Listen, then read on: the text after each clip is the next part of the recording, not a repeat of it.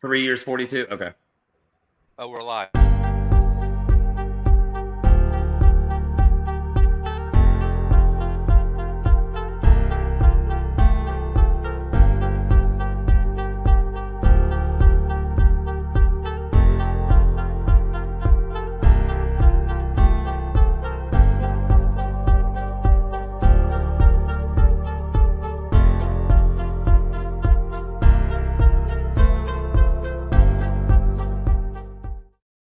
Good evening, everyone. It is Wednesday night at 7:30, so you know what that means. It's another episode of the Football Show with No Name. We got a full house tonight. We got to my left, we got the Commish making a first appearance in a couple of weeks, so welcome back, Mr. Commish. We got Ferg, Big Jeff on the left-hand side. We got Lauren Hudat. We'll talk about maybe your Orioles in a little while on the bottom left. And we got Ian, the champ, on the bottom right. So how is everybody doing this evening? Doing well. Not as well in the wallet as Jonathan Taylor. I'm sure we'll get into that at some point. Yep. Fantasy-wise, had a relatively good week, 5-0 in several leagues, and ready to keep on crushing. How about you, Lauren? I think I went. I played in 4 leagues. I think I did 2-2 this weekend, which isn't bad. Excellent. I have to play Samantha next weekend, so I have the moral dilemma of do I let her win or not? No, absolutely not. Never, ever, ever. She tried so hard, though. Yeah, no, sorry. Never give up, never give in, Lauren. Yep. Well, and we won't make you talk about your Orioles on this show today. Ferg, how have you been, brother? I'm still pretty. It was a terrible college week. In honor of Justin Fields and DJ Moore, though, I did pull out the Chicago Trubisky throwback in honor of the 8,000 points that they scored that we'll probably get to at some point on the show. But I will see Clint Saturday. I love it. Can't wait. You will be in Chapel Hill, and I will be in the building. Hey, better call a timeout this time, Ferg. Commish, how you doing, man? Welcome back. Hey, yeah, man. I'm one of these people who sat DJ Moore. Yeah, that's a yeah. We can talk about that, man, because we were talking about this before you came on. Which side of the Fields DJ Moore train were you on, or Jamar Chase for that matter? Yeah. Did you survive it?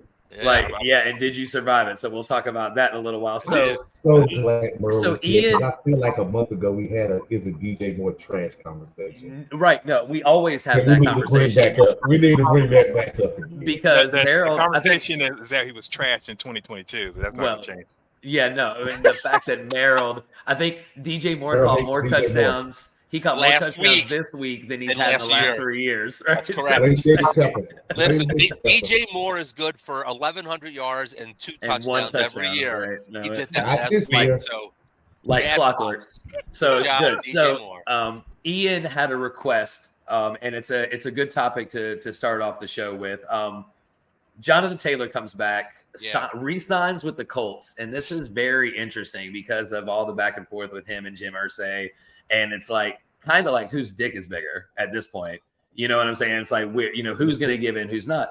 They paid him 3 years, $42 million. So now he's the third highest paid running back in the NFL because McCaffrey's number 1. That's for sure. CMC is 1. He's definitely top 5. Yeah, so he's one of the top 5 paid running backs in the league, and he comes back last week, and then you have Zach Moss, who has been out of this world. Like, he's been trash upon trash upon trash when he was in Buffalo. And now he's just come to Indianapolis and flourished in the offense. It really hasn't mattered if it's been Anthony Richardson or Gardner Minshew, which we'll talk about in a little while. But as we know right now, for the time being, it's going to be Gardner Minshew. And so, so Ian wanted to talk about this. So, Ian, you have the floor. What say you on this? So, I mean, for me, everything for me kind of filters through a fantasy calendar is just kind of how I operate. But this also has like real football world implications because when you look at Jonathan Taylor coming back, I spend too much time on the socials. I'm on Threads, I'm on Twitter, I'm on Facebook, whatever.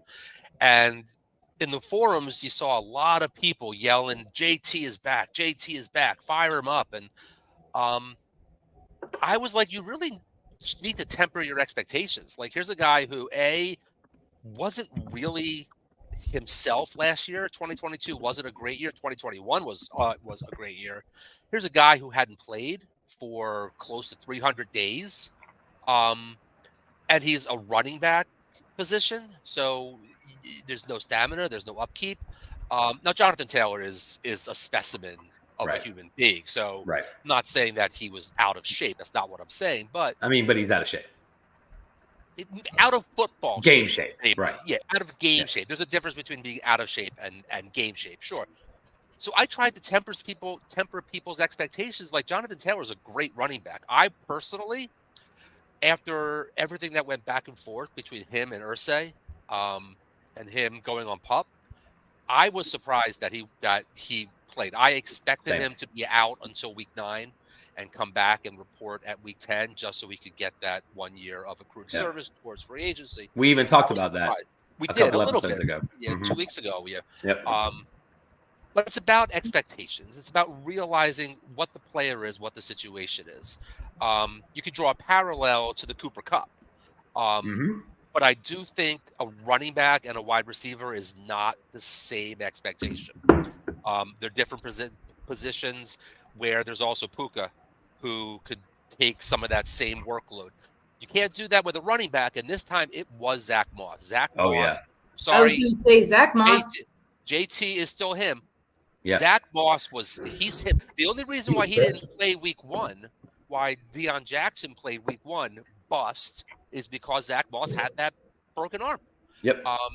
What he did was surprising. I did not see 36 points coming out of him, but I'm not surprised that he scored more points than Jonathan Taylor. Will it happen this week? Probably not.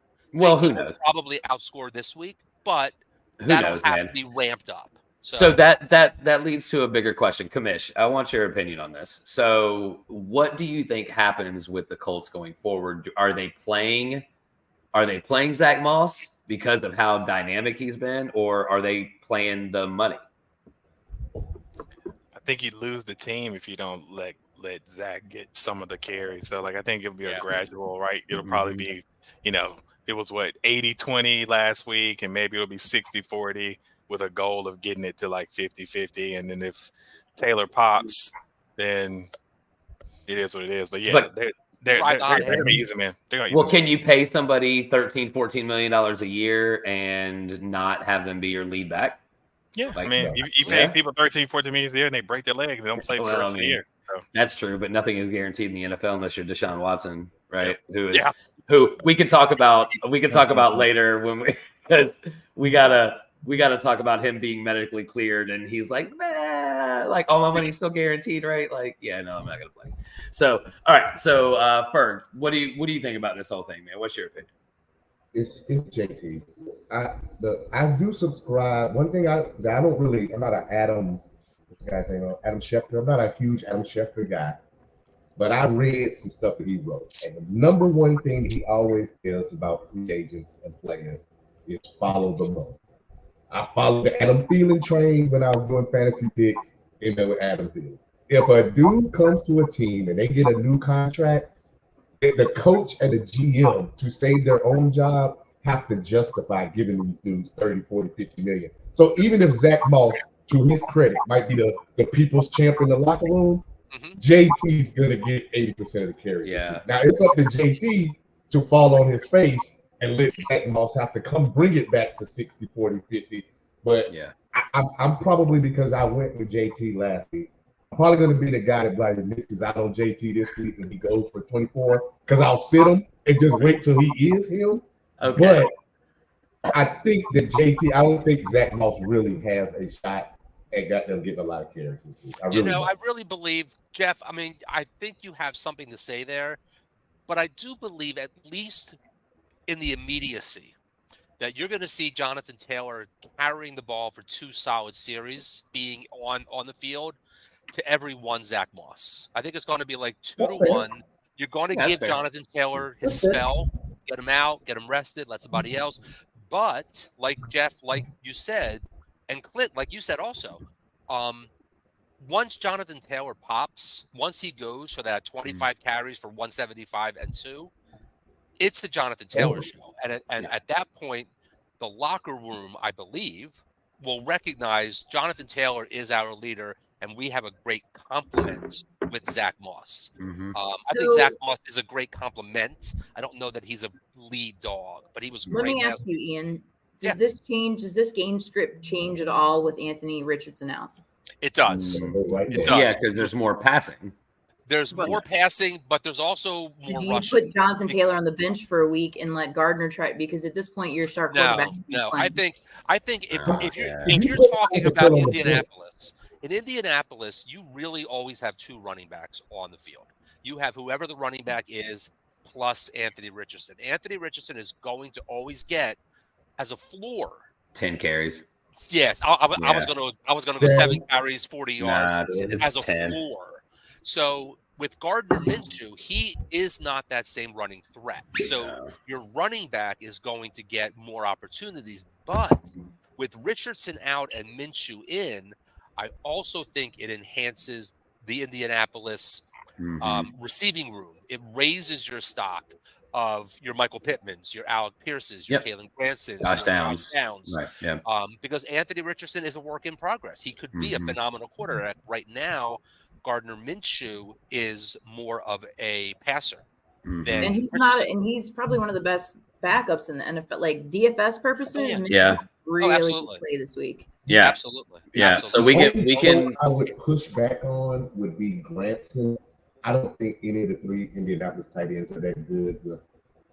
Did Mo Alley Cox just get hurt? Only because Richardson couldn't push the ball downfield. And those tight ends were actually really that good. Well, look, we all know that Gardner Minshew is a serviceable backup and temporary starter in the NFL. I mean, he's a Jacoby Brissett, right? He's the backup. He's what your backup. No, he's a great backup. He's a rich man, Zach Wilson. That's what he is. He's a rich man, Zach Wilson. So you know what? That's a perfect transition. Let's talk about some real football. Let's talk about some real football. We'll also talk about some injuries and then get into some fantasy before we talk Thursday night. And Sean joins us later on as long as he gets home in time. All right. So let's start off with what was supposed to be the game of the week with the Niners and the Cowboys. Sunday Night Football.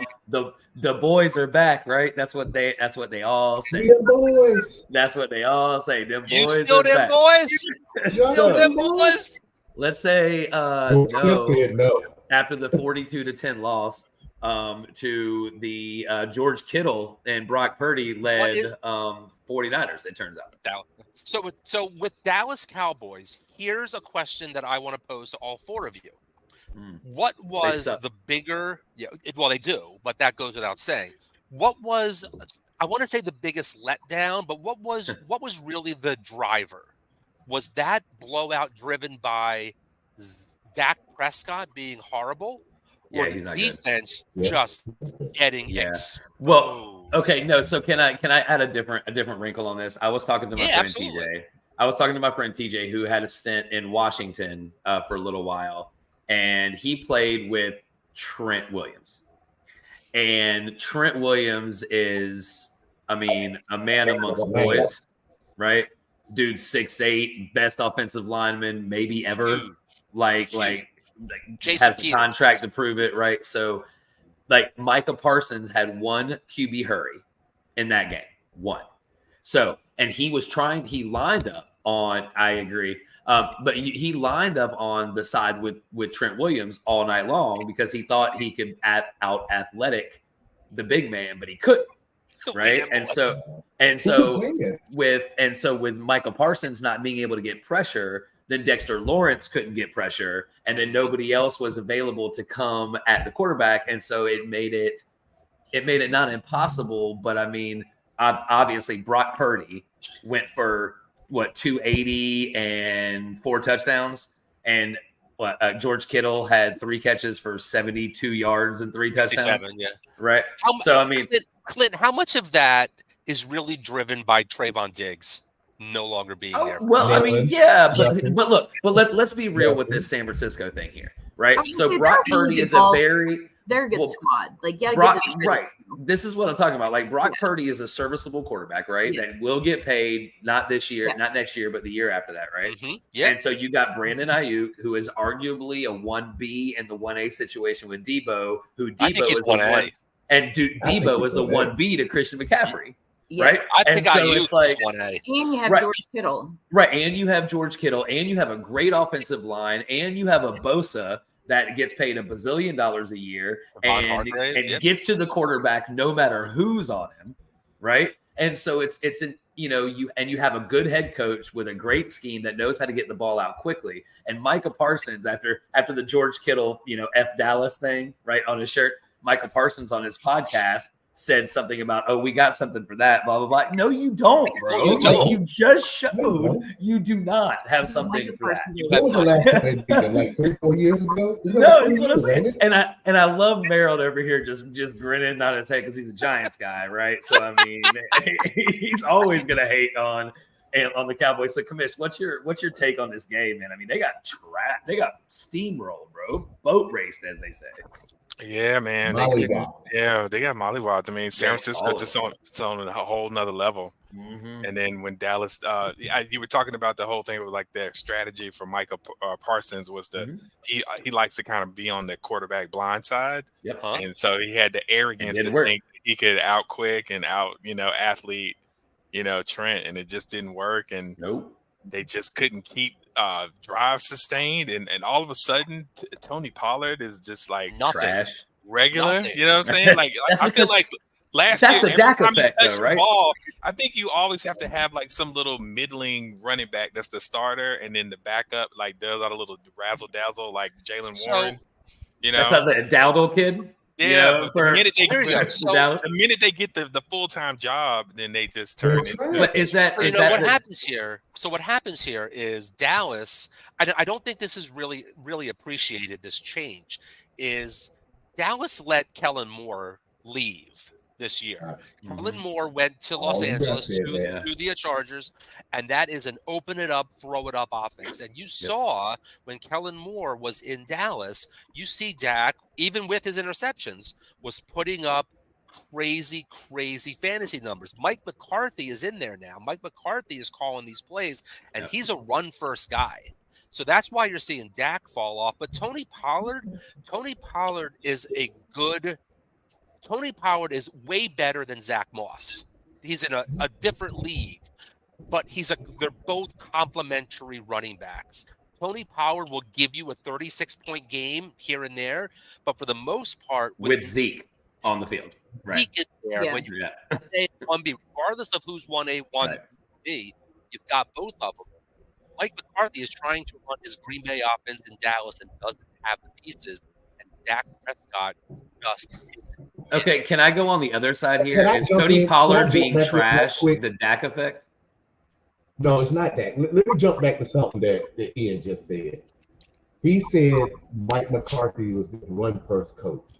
And there is this perception among Mike McCarthy people and Dallas Cowboy fans that Mike McCarthy is this run-first coach.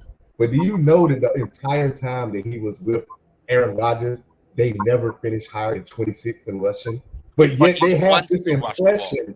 They have this impression that he's this 3 yards in a cloud of dust dude, and he wanted to take the ball out of Dak's hands because he blamed Dak, and Dak came out with that statement about I won't have 10 interceptions. Yes, you will. Yes, you will. You're Dak. It is what you do. It's your Dak.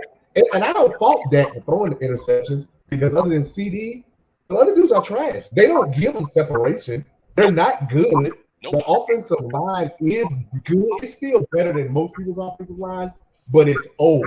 And it's old enough that it affects Dak now because Dak is not good. When they were at the elite, when it was Oakland and Robert Gallery, and then it was Dallas and them, and there was no other offensive lines, they were great. Also, let's just jump back on one other thing. Dallas also had, Jeff, you're right. Dallas's offensive line 4 years ago, 5 years ago, was elite. Tyron Smith is getting old. Zach Fredericks. Was it not Sunday like the first time that all those dudes that make $10, $15 million, that was the first time they had all played together in like 3 years. Yeah.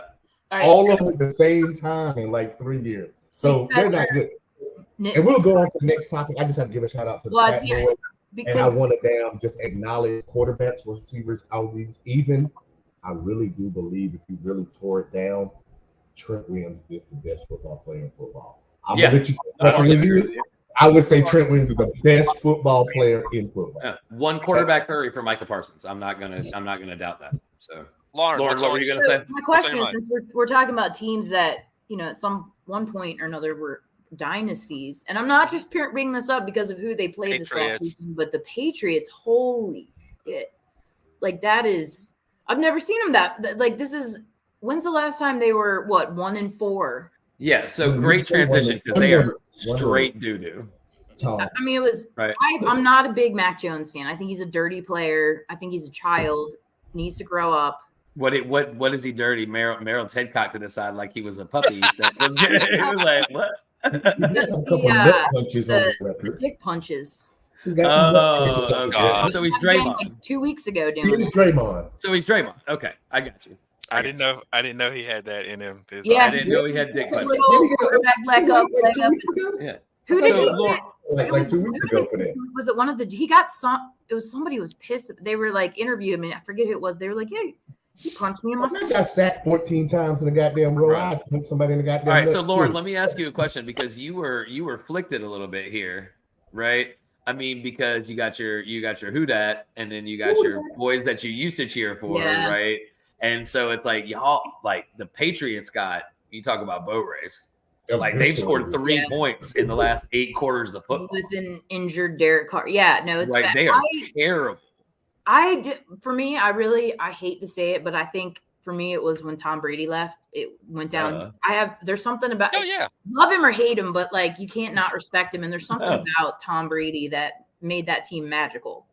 And he left, and I was like, I can't root for Cam Newton and. Listen, Lauren. Tom Brady is the only man that would turn Lauren straight. That's quite possible. Jeff. That's quite possible. Okay. So that shit threw me off. I forgot about the logo. He said that right there.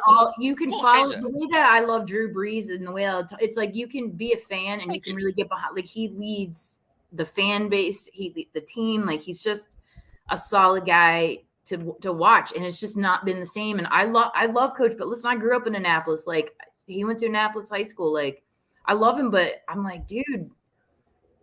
Yeah, we had a great chat. 20 years now. Well, we had a great chat about Belichick. I don't know if it was in our league text chat or if it was in one of our sleeper chats. We were talking about. I said Bill Belichick will never retire. He will die a head coach. And he will never get fired. Robert Kraft will never fire him. No way. So I proposed. You didn't have the balls to fire Belichick. I was being a little bit facetious, but I still do believe that there's some truth to it. That I still believe that Bill Belichick's exit plan is that he will, pull what Bill Parcells did in New York years ago. I will leave, but my successor is Bill Belichick, and then that all fell apart. Bill Belichick will leave when it's known internally that his successor is his son. And when Steve Belichick and that giant mullet takes over, oh man, that's when that's the ultimate Bill Belichick thing to do. Oh, it's the mullet. So I'm not sure. I think let me just say something real quick. I think what he's trying to do is he's 18 wins away from Shula's record. Yes, and I don't know how long at this point with that team being 3 years. Yeah, it's gonna take at least 3 years, 3.5 years to get 18. But here's the interesting thing, and I heard somebody talking about this yesterday, is that Andy Reid is 55 wins away. He's gonna get there first. And who's gonna get there first? Andy Reid will get there first, bro. Like what quarterbacks are what are their perspective? I guess like I don't know why they hold on to Mac Jones, but like who's even? They're not going to come in. They're not going to get first round next year. Like what quarterbacks are even up? Like, I don't know why they didn't keep. Did they trade their first round pick? Well, can somebody? Hey, Ian, can you look up who the free agent quarterbacks are going into 2024? I will check that right now. All right, so. Possibly, I don't know. Now, just while Ian's looking that up, I will tell you a rumor. I would say rumor. I don't know what rumor is the wrong word, but something that I have seen in enough threads to be viable, because normally when these things start popping up on different sites, they're normally true, is that Kirk is getting traded to the Patriots. I can They're going see to that. send back Jones back Kirk's not with getting whatever their first round pick Kirk's is. not- No Kirk's not way. getting Because now that JJ's hurt, front office believes the Vikings don't have a playoff shot. They're not going to give JJ a new deal and Kirk the new deal that he wants.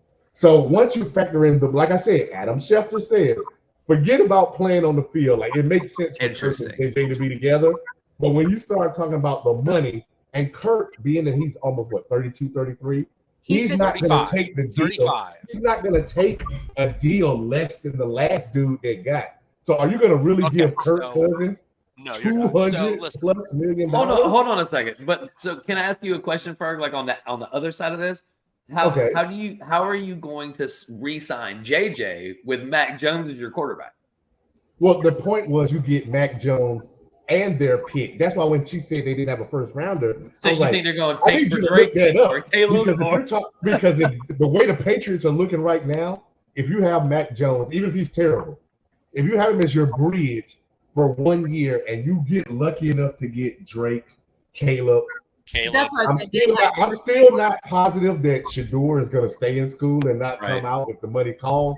There are a couple of guys you could take that route, or you pull the Panthers route and you end up at number 1 or 2. You take a shitty pick. You trade that back and you get the damn Chicago deal and you get whatever 2 or 3 first round picks, 2 or 3 second round picks. Because at this point, once you trade Mac, you know you are in full rebuild. Yeah.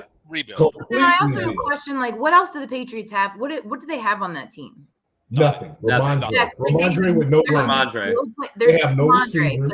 They have nobody that can pressure the Jaron Mayo. They have no nobody else cornerbacks on that team. They have to start. They got Christian Gonzalez. They got a good corner. But he's hurt. And now he's they don't put on their offense. Like, who is their offense? Gonzalez is hurt. Juju? Nobody. Like, garbage. So they don't have anybody. Now, JC wasn't good enough. Walker look like a star. That's awesome. But they don't have Tom Brady anymore. So, like, getting these, like, cheap wide receivers that nobody wants anymore, like, it's not working. Like Patrick, the Kansas City Chiefs motto, it's like nobody cares who's at receiver. We have Patrick Mahomes and Travis Kelce. All right, so look, let's talk about one more game before we start talking about some injuries real quick. Let's go to the game of the week on this show, which would have been the Giants and the Dolphins. And the Giants, the Dolphins finally, they rebounded from, the week before against Buffalo, which they had a terrible game. And right now. So the commission's a Giants fan. You got Ferg over here, that's a Dolphins fan. And so 31-16 was the score. It wasn't that close. We don't count those other 7 that Tua gave away. So it's 31 now. We don't count.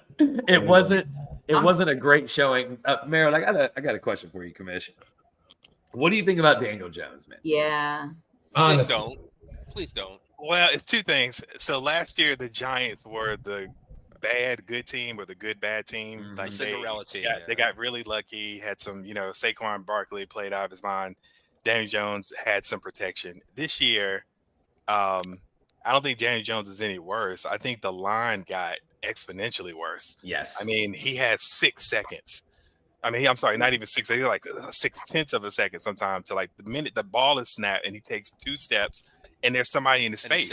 There's no quarterback in the league that could play behind that line and be successful. 2 of the Giants. My sister sent me a meme. It was a Cheeto holding like a garden gate shut, and it said, "This is no the way." So he's a decent quarterback. He's a decent, solid quarterback. He just didn't. You got to have protection. 2 of the Giants no offensive linemen got guys, on a tush I really want to talk about the Giants because I really want to talk about my Dolphins. But I think that our guest is here. I think. Okay. If you want to double check that, I think that he's here. I don't know if he. Hold on, let me see if he texts me. I see him knocking at the back door. Okay. Commish, the Giants had 2 offensive linemen get hurt on a tush push. Yeah. And the rules committee said that they were going to take a look at that to see if they could ban it, right? It's like that's really what they want to do. Not mid-season. No, not mid-season, but it's something to talk about a next collective bargaining agreement talk, kind of thing, right? So, But yeah, it wasn't a pretty game for the Giants. The Dolphins look like they got back on track. And is Sean? He hasn't responded to me. You said he's there.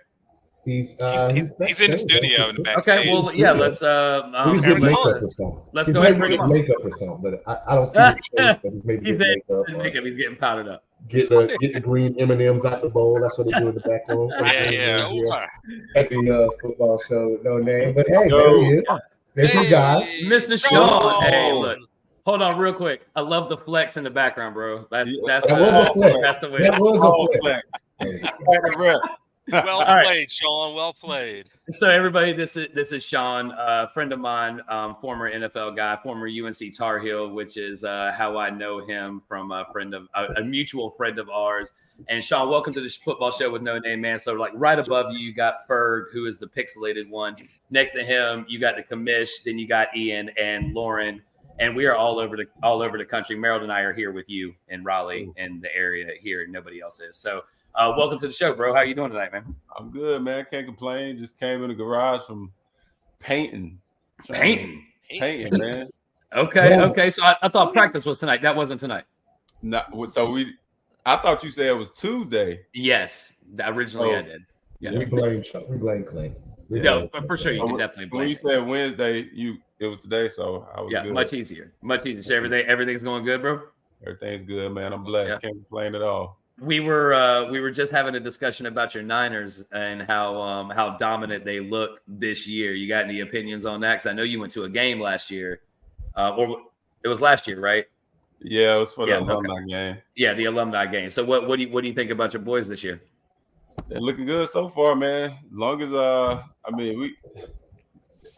Kyle is a guru, man. He kind of reminds me a lot of Andy Reid with the way he's using his offensive weapons. Now that he's got McCaffrey, it's like a shiny new toy. So he uses them all the different ways that he can be used, which is great for us because I think as long as he, Debo, Ayuk, and Purdy can stay healthy, man. I mean, I see him going again. Yeah, TJ and I were talking earlier today about how they're going to pay everybody. Because everybody's contract's going to come up in 25, 26. And it's like, man, except for Bosa. I need me. Well, you know who's going to get paid out of all those guys? CMC. Well, Purdy. Oh, Brock? No, Brock will definitely get paid. I say Purdy first. Purdy first, right? Purdy definitely going to get the ability to actually get the running back. You know what, though, Sean? Huh? Hey, Sean, I got a question for you because we were talking about this pregame a little bit, and I'm really glad that you're here because we were talking about CMC, and right now he is the highest paid running back in the league, rightfully so. He is a monster both in real football and in fantasy. I'm the fantasy guru here, I guess. But I'm curious from you, as a former NFL player who played the position, the running back position, and had some great games, had some great stats. I'm curious to know what your feeling is on running backs these days, with the perception of them getting disrespected. The quarterbacks, the defensive tackles, the wide receivers are coming up with these big contracts. And a player like Jonathan Taylor, who is an elite talent, has to essentially sacrifice 4 game checks in order to get the contract that he's rightfully deserved. So as a former running back, I'm really interested to hear your thoughts on the running back position today and why the compensation just isn't there to match some of these other positions. That's a loaded question, man. Loaded question. So many different ways you can go about it, but I feel like the running back position has always been undervalued.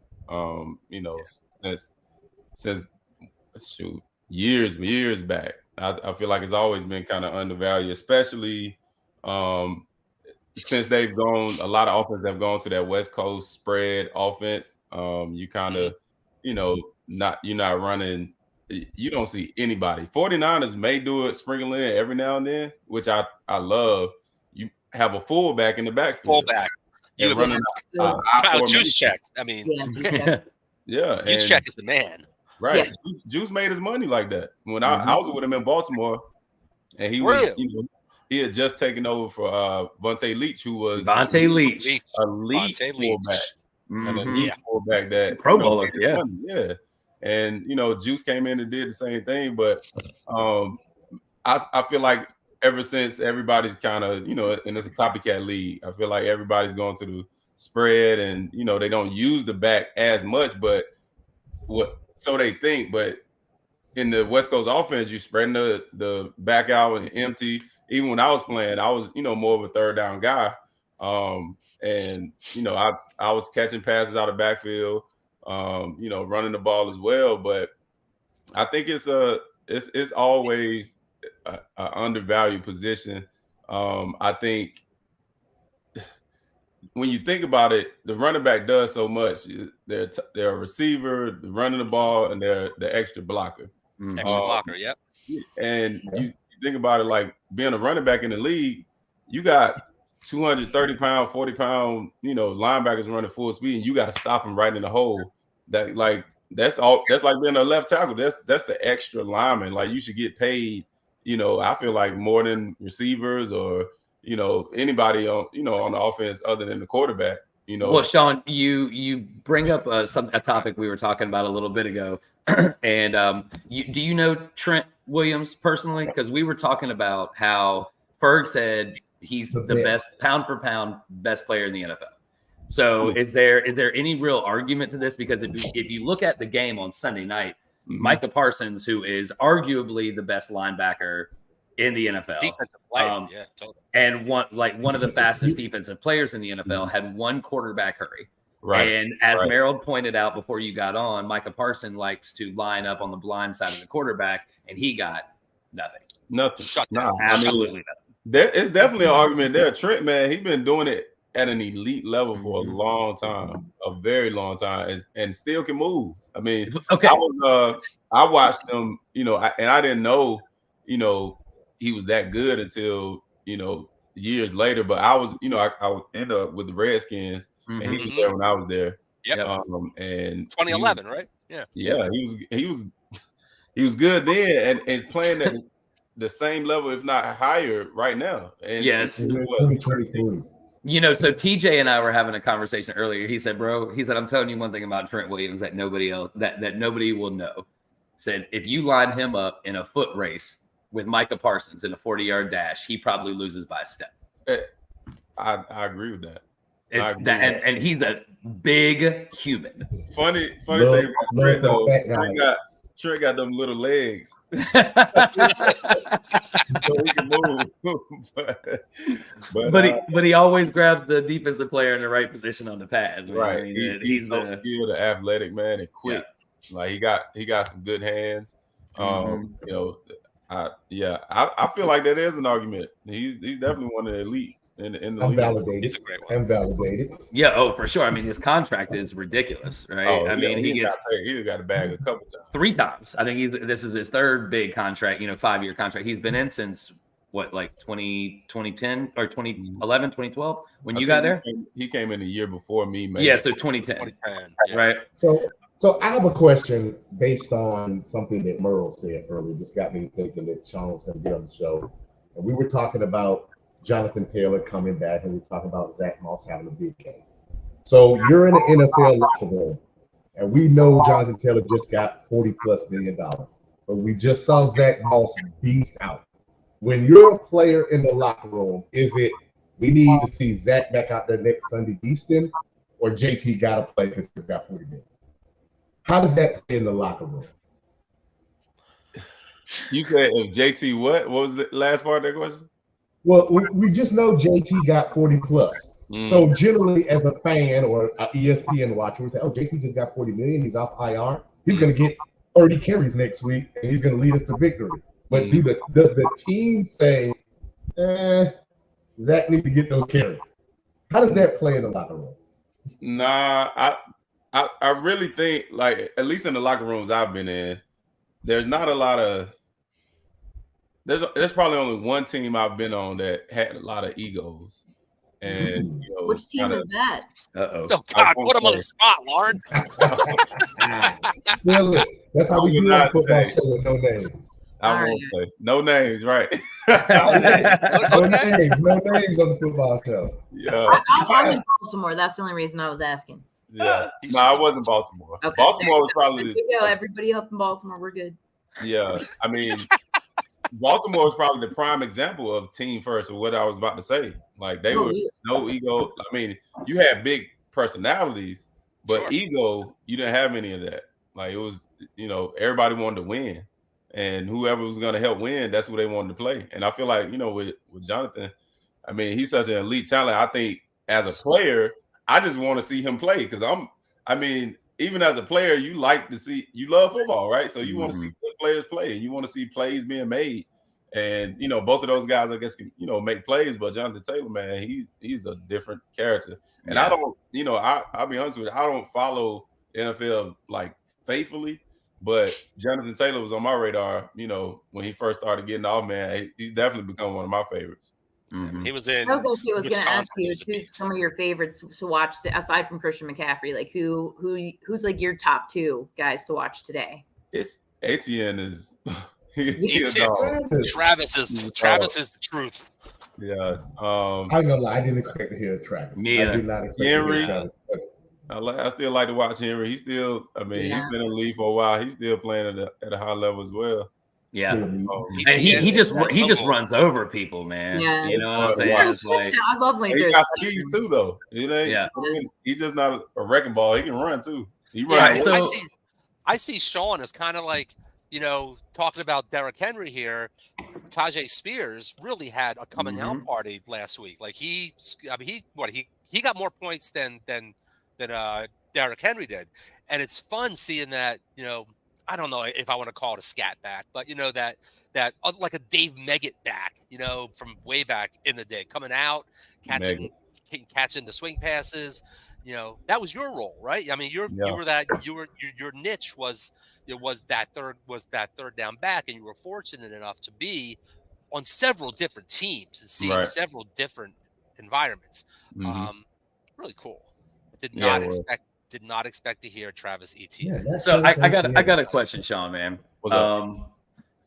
Being a kid from Tarboro, right? Y'all are kind of a running back factory down there. You got Kelvin Bryant, you got Todd Gurley, you got yourself. So it's like, how was that? Like, were you looked at differently in high school because of the lineage, kind of that you came from? Because you and Gurley were about the same time. No, he was 3 years after me. After you. Yeah, 3 years after me. 2 or 3 years. So it's like y'all have a long history of just pumping out good football players. And so Ferg and Merrill, who will be back on the show in a second, I guess his internet's giving some issues. They're from a small town, right? They're from Reidsville, right? They're used to high school football success. So they're used to the high school football success. So, Merrill, I'm glad you're back, man. I was asking Sean about how it was growing up in Tarboro as a an NFL player. You have a lot of history there, and you and Ferg are small town Reidsville Rams, and so it's like, what was it like, Sean? What was it like growing up in Tarboro and the expectations going into Carolina, being what you were? Yeah, I mean, I wouldn't say there was like these huge expectations. I think it was more the excitement of being from a small town where everybody knows everybody, and the fact that you make it even to college is a huge thing, because a lot of people don't even leave Tarboro after they graduate, which is unfortunate. But to make it and be on TV, people seeing you on TV, and it's crazy. So I wouldn't say it's an expectation as much as it is just being proud and being able to say that that person, because he's from Tarboro and my family. I know your family. But also being Kelvin Bryant, that was my mentor while I was playing, and still talk to him to this day. And with Todd doing what he did, man, on such a high level, it's it's like a badge of just being proud to be from a small town and make it and play some big time ball. Wait, Todd, man, a bunch of Tar Heels come from there. Todd Gurley was from Tarboro also? Mm-hmm. Yep. He was born in Maryland, but he played at Tarboro. I did not know that. Very cool. Yep. Yeah, man. Todd, yeah. Shout out to the NC. That's right. State. Shout out to the NC. What is the toughest stadium to play in? Ooh. What is the what? the toughest stadium to play in. Well, Philly fans are the worst. Well, I've never played in Philly, but I heard Philly was the worst. But we're rough. We're rough. Seattle is a hard place to play in. Yeah, so it is as loud as It's loud. They get a little hostile too, but it is really. It is so we got to ask the obligatory ratchet question that they ask on all shows. Even though you were an undrafted free agent, what is the first crazy thing you bought when you got a little bit of money? We got to know. I don't care whether it's for mama, you, whatever it was. Tell us. What's the craziest thing you'd be like, damn, why the hell did I buy that? I honestly didn't buy anything crazy.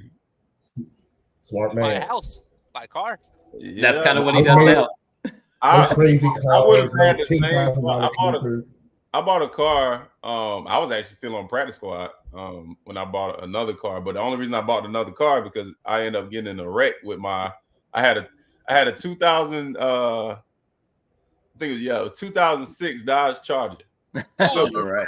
Still on some 22s. Well, that was my baby. And I was driving from Kansas City back to Maryland, where my wife was, and I ended up hitting some snow, some ice, and it could have been bad actually. And I lost control, and I totaled it, and I had to buy another car. So that would probably be the craziest thing. I mean, that wasn't crazy, but that was the biggest purchase. I'm good with that. I'm good with that. I'm not gonna say like some $10,000 autograph Jordans or some shit like that.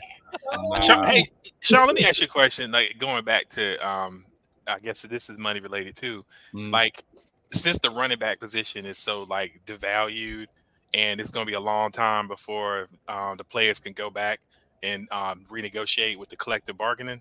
Do you have any ideas of like how to fix it? Like, would you like take away the franchise tag, or because what it seems like to me from this vantage point is that the players that have the big 10, 20, 40, $50 million contracts, it's like they seem like their interests seem to be represented in that union more than the folks in the middle or the folks at the bottom. So curious, like how would you fix it? So, you know, running backs, I don't know, like they get like more, because I feel like, you know, if the running backs got their money on the front end, like you could sign like a larger contract because the way it's going, after 4 or 5 years, they're just going to move on and go get another back. So, two great points, man. The franchise tag, I think, is a hoax. I think it's definitely in favor of the owners. Nothing that I feel like and that's what the way they do. I don't know what happened to what the players agreed to allow them to do that, but it had to be something with maybe benefits or something like that. For them to agree to it, because to me it's just dumb. All right, so can y'all explain the franchise tag real quick for people that may not know? So it's the average of what? I'm still trying to figure. It's confusing to me. It's the top five. It's the top. That's five what I'm saying. Average of all guys. They get the top 5 guys of that position, and then they come up with an average. They throw out whoever makes the most money, whoever makes the least money, and they average everybody else. But it's still not even the average. It's not. It's really not. It's not the average, especially once you take the top guy out. I feel like I've been on a team where 2 people may have gotten the tag. When I was in Kansas City, Dwayne Bowe got the tag. They wouldn't pay him. He got the tag, and it was like 11 million or something like that. And I think the next year he ended up getting like 70, 60 or 70 or something crazy like that. But it hinders you from, because you never know what's going to happen during that year. You can get hurt and then you can't get that big bag the very next year. So that's why I feel like, you know, it definitely should be taken away. Yeah. I forgot the other part of your question. And to your other point where the running backs getting their money up front, I definitely think that should be a thing, because if you look at all of the running backs, like Todd, for example, they run him to the ground. Into the grounds. Ran him into the ground. No cartilage. They literally ran the man into no cartilage. They tried to do it. They tried to do it to C-Mac in Carolina. I knew that was going to happen. Like it's the same thing every year. They run. Look at Ezekiel Elliott. 500 touches every year. To the ground. Derrick Henry. LaDainian Tomlinson. They run into the ground, and then they sat out though. They did that thing where they sat out and refused to come back, because I think you have to sit out a year early. Because if you go into your last year without a deal, you got to sit out. Like Barkley, I mean, he had to play last year because he was coming off the ACL. But if I'm one of those guys, and I'm in the year before my deal runs out, I'm not coming in if I had a good year the year before. Right. That's my only leverage. Like, you look at Le'Veon Bell. At least he got paid. He had to withhold the services to get paid. So let me tell you guys something interesting. So the top 5 players in the NFL running back wise are 16, which is CMC, 15 is Kamara, 14 is JT, 12-5 is Henry and Chubb. So those are the top 5, right? What are we referring to? So these are the top paid running backs. Average salary per year. Now Saquon signed the running back tag for $10 million. But then got an upper. But then got an upper to 11 when he signed. Yeah, so he's 11 million right now. Sat out. He didn't have conviction. And so he is the 9th highest paid running back. So and it seems like every year the tag is around 10 to 11 million. So how's that average? How is that an average? Exactly what I was wondering. The problem with the tag is the average is based on that position. So if quarterbacks still keep getting 60, 70, 80, of course their average is going to go out. But how many Saquon, it's kind of like civil rights almost. If Saquon, Nick Chubb, this guy don't say, we're not playing, then the next guy's never going to get a bump. And the guy after that's never going to get a bump. The guy after that's never. And I know it's hard to be Kurt Flood and be that guy that says, I'm not going to get no money. And how many tags have been on the quarterback, though? That's a good question. Not many.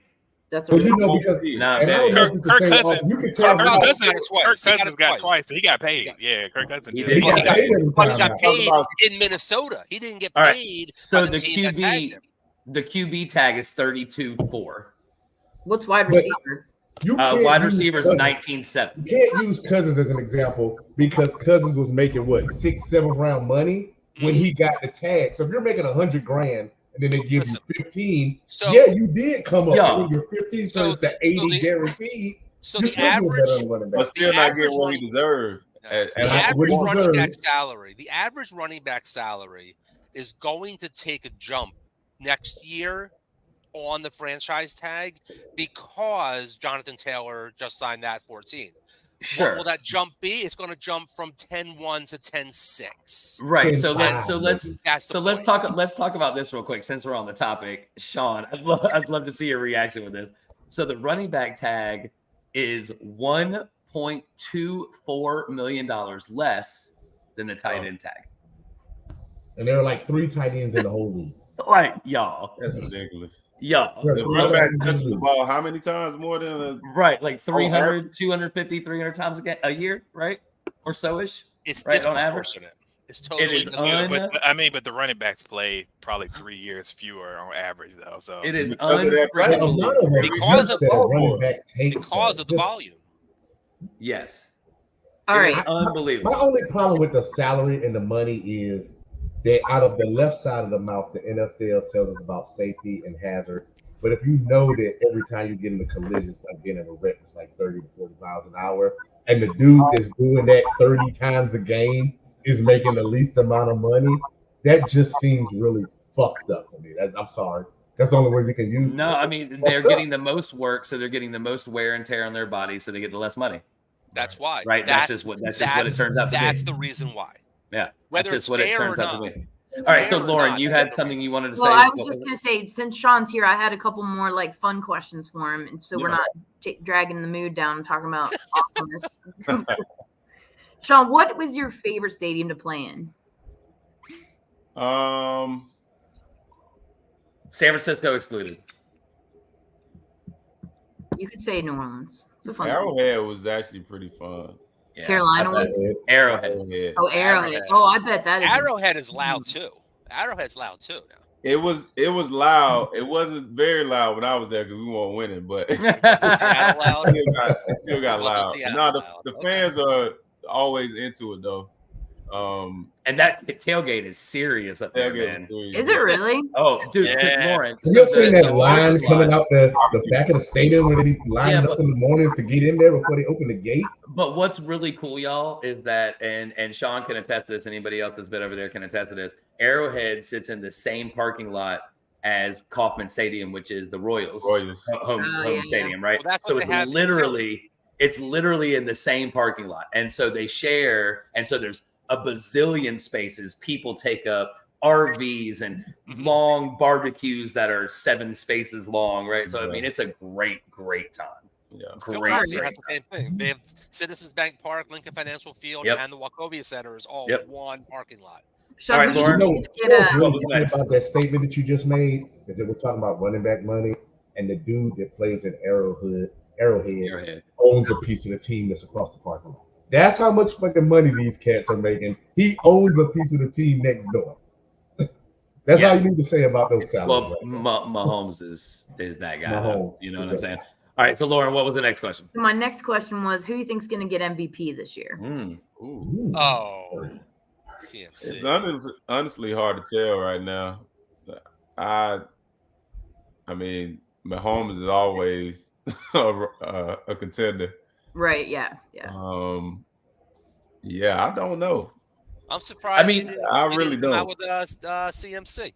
Well, Sean said admittedly he doesn't get MVP. Yeah. The last one was LT. Last one was LT in 2005. Huh? Last one was LT in 2005. Didn't AP win 1 year? Because he had all-purpose yards. He was punt returning. In a quarterback league, a running back's going to have to run for 2,500 to get an MVP.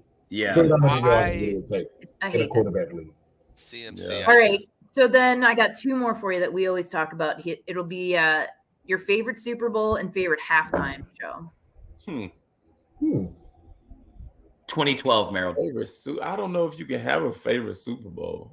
Michael Jackson. I definitely have one, but that's the Prince. One. I have one. All right, my favorite halftime show is Whitney Houston. I mean, not Whitney Houston. I mean, yes. Oh, she's the national anthem. We'll give points for the national anthem, though. I think last year's the Giants won that one too. Talking about Rihanna. The Rihanna recent one with Dr. Dre and 50 Cent. Oh my God, that was Fat 50 in LA. Tag that as my favorite. And that was Fat 50 hanging from the windows and stuff. He was, you know what I mean? Wow. The Prince show in Miami in the rain. Oh, it was good. I love Dr. Dre. All right, so we have a couple minutes. I have a favorite Super Bowl. Well, I mean, were you in one? I wasn't born in my favorite. I didn't even play in the playoff game, Clint. Yeah, I get that. Yeah, I get that. All right. So look, Sean, we always end the show talking about the Thursday night game, and this has some relevance to you. So I'd like for you to sound off on this first. So we got the Broncos and the Chiefs, right? So it's 10.5-point favorite for the Chiefs. That's all I needed to say right there. Right. 47 point over under 10.5 points for the Chiefs. It's at Arrowhead, and let's just say the Broncos are a hot mess. Team. They probably hot mess right now. Call it. Don't even travel just across forfeit. Just forfeit. Yeah, let's go ahead and forfeit. Just go ahead and call the game for whatever the spread is. Hey, y'all score 27 points. Mercy rule. Bow out humbly. Running clock. Running clock. Like back at Tarboro. Mercy rule like we do in our Little League game. Yeah. Right. Okay. So it's not going to be a very entertaining game. I mean, from anything else but a fantasy standpoint. And Sean, I assume that you don't really follow the NFL all that much right now. You probably don't play fantasy. That would be my guess. Yeah. I don't even know how to play fantasy. Yeah, no, and I get that. It's so funny, man. Next year with anybody who's ever come on the show. That's what we need to do. No, so look, EJ's been on the show before, right? You and EJ are friends, right? You know EJ plays fantasy. Yeah. Right? And he's the only former player I know that plays fantasy. That plays?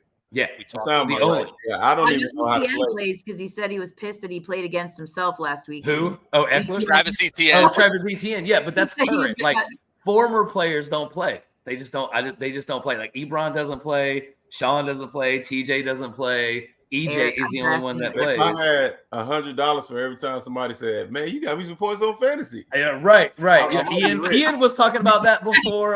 We talked about it beforehand. Yeah, no, we talked about that before the show before we got on the show, man. Yeah. So it's not, from a fantasy standpoint, because we have to talk about this. So from a fantasy standpoint, number one, anybody that's playing on Thursday night that you're playing, put them in your regular positions. Don't play them in your flex. Leave that open. Get them out your flex. So do you play Patrick Mahomes? Yes. Do you play Kelsey if he's playing? Yes. Do you play Pacheco? Yes. Rasheed Rice. Yes. Do you play Rasheed Rice? Do you play those guys? Yes. I'm actually thinking about dropping Josh Palmer to pick up Rasheed Rice because I don't know. Denver twice in the next 3 weeks. I don't know, bro. I don't know on that. I would let Josh Palmer see what he's doing. All you got to do is pick whoever's playing against the Broncos. Exactly. That's what she said. I saw that he was going to. I was like, oh man, Josh Palmer. I was like, Are you starting any Broncos? Are you starting any? So are you starting? Who's the kid that played last week in replacement of Javonte? Jamal McLaughlin. Yeah, McLaughlin. Are you playing McLaughlin? Right. So I thought he got you. There are buys this week, so it's like if you have like one of your receivers that's on a buy, or you have Justin Jefferson, then you've got to scramble and find a body. You're starting a Jerry Jeudy, a Cortland Sutton, a Marvin Mims. You got to kind of scratch there a little bit. Yeah, relevant question. 47.5. All right, Sean, what you got? What's wrong with question? Do y'all remember? Now that we talking about Broncos and Javonte, do y'all remember that running back that was like drafted in the 7th round, or he was undrafted and he was playing for the Broncos and he was nice, like super fast? Philip Lindsay, Terrell Davis. Philip Lindsay. Philip Lindsay. Lindsay. With the hair. He went to the Texans, and then I don't know what happened to him after the Texans. Yeah, bro, I thought he was gonna be like. He was like back in his mama's basement. Right. Yeah. He had a couple of knee surgeries. Yeah, he had some injuries and shit. So it didn't go well. So, but yeah, I mean, look, if you need to play Cortland Sutton, play Cortland Sutton. I mean, you don't have Cortland Sutton though. Cortland Sutton's a top 25 this year. Yeah, it's not a bad play if you got to play him, but he's more of a flex than anything. I wouldn't mind starting him in the flex, but other than that, I don't play anybody except for people on the Chiefs, and then I'm out. So it's going to be a very unentertaining game. Very unentertaining game. So Sean, we get out of here at 8:30, man. I appreciate you coming on, bro. I know we've been trying to do this, for about a year or so. Yeah. Now the next step is getting out on the course. But I do have a question. Are you coming to the game Saturday, bro? Because Ferg's going to be in town from Charlotte. Yeah. And so you're going. I'm going this Saturday. Okay. Out of all the Saturdays I couldn't go because I'm coaching and my son's right. Well, it's a 7:30 game. Right. But it's 7:30 game, and we play at 4 o'clock on Saturdays now. Yeah. Nice. Well, okay. I'll be there. I'm actually going to be on the field. Oh, you're going to be the hype man before the I love it. So we're gonna be at K-Red's tailgate. Okay, yeah. Beforehand. I probably won't be able to tailgate because our game starts at 4. We're gonna be running in hot. Yeah, coming in hot. Right, dude. Look, I love to see you, man. Hit me a text whenever you get there. Ferg, stop with that dumb shit, Ferg. There you go, Sean. That's what I'm talking about.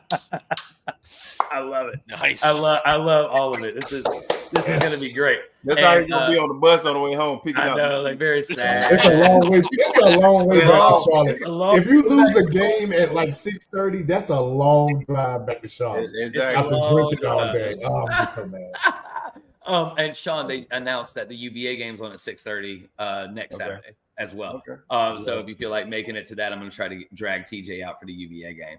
All right. So, see what can happen there. So any closing thoughts that you want to say other than Sean? I very much appreciate you, bro. I appreciate your time. Appreciate you. Sir. Appreciate your friendship, all the things. So any closing thoughts from you, Sean, at all? Anything you want to say? No, have fun, man. Appreciate y'all having me on. Y'all keep doing your thing. Yeah, man. I appreciate you. Lauren, what you got? I just thank you, Sean, for coming. This was awesome. I always like to hear about guys that are actually on the field, like asking those questions. It's always cool to hear your perspective. Yeah. No doubt. Yeah. Thank you. Anytime. Yeah, Ian, what you got, bro? Yeah, real echo off of Lauren there. We love having players come on, former players, current players. You can really just share the knowledge, share, kind of not necessarily validate, the things that we're saying because we're all fans, but to actually hear the truth and get the knowledge from a person who's been there, much appreciated. Thank you. Yeah, no yeah. We'll finish with the commish. Ferg, what you got to say? I just appreciate he had a 06 charge on 22, so I'm just gonna leave it with that. I'm good with that. I'm just good with that right there. You talk about his baby, man. You talk about I would still have that thing, man. Hey, Sean, you got a big ass nice truck now, bro. I'm sure you can get a charger if you wanted to. Man. I need that thing now, boy, for what I'm doing. I know, for real. All right, Commish, what you got, man? Finish us off. All same thing, man. Appreciate you, Sean, jumping on the show, man. We're got this country boy stuff, in common. I hope you're plugging in Edgecombe. They could use it. Yeah, for sure. Yes, sir. You're right. Well, I again, man, I echo everybody else. I appreciate you, man, and hopefully we'll get you on the show again later on down the road when we're talking about maybe the Niners in the playoffs. We can have you on again. Yeah. And are you going to make it out to a Niners game this year? You and the fam? We were actually going to try to go to Chicago. We were going to try to get up with Matt Forte and his family. Nice. My son's been trying to go to Chicago. It's another underrated guy. Chicago out of all places. So I love Chicago, man. Love Chicago. That's an underrated player there, Matt Forte. Yeah, good luck. It's probably already cold as fuck. I know. I was up there in for the Halloween game in 2022, and it was like 40 degrees, and we were sitting up in the top, and the lake wind coming in. It was cold as. I was here for St. Patrick's Day. I was like, I'm not Bears. Bar. I can't go anywhere without drinking. It's too cold. It was in the 30s in the spring. Hard pass. When I first got there, it was in the 30s in the spring. No. Hard pass on that. All right. So for Big Ferg, the commish, Sean, thank you for joining us. Lauren, Hudat, and Ian the Champ. I'm Clint. We will see y'all next week. And Sean, hopefully we'll see you down the road, bro. I'll see you Saturday night. See you Saturday. Thanks, sir. All right. All right. Take care. Bye. All right. So that